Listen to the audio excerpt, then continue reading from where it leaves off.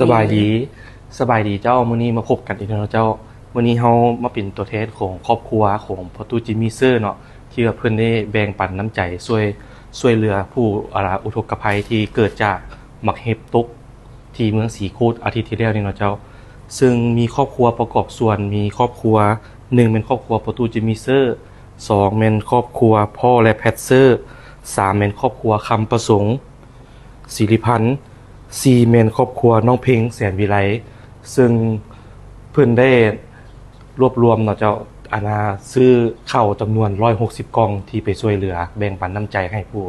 อุทกภัยที่เกิดจากบักเห็บตกแล้วสุดท้ายนี้ข้าพเจ้า ดุรินทร์แก้วรังสีเนาะก็ขอขอบใจพวกไอ้ทั้งพุ่นเนาะที่เพิ่นมาแบ่งปันและให้โอกาสพวกข้าพเจ้าได้ไปยายสุดนี้เนาะเข้าจำนวน160กล่องข้าพเจ้าอุดินทร์แก้วรังสีก็ขออวยไส้ให้พรพวกไอ้ทั้งหลายเนาะให้เพิ่นประสบความสำเร็จในหน้าที่การงานที่เพิ่นมาแบ่งปันได้ซอยเหลือสุดนี้ข้าพเจ้าก็จะเป็นตัวแทนไปยายเข้ามื้อนี้เนาะก็ขอขอบใจหลายๆเด้อปีใหม่จะเข้ามาฮอดมาถึงนี้ขออวยไส้ให้พรให้มีแต่ความสุขความเจริญยิ่งขึ้นไปด้วยเถิดขอขอบใจใช่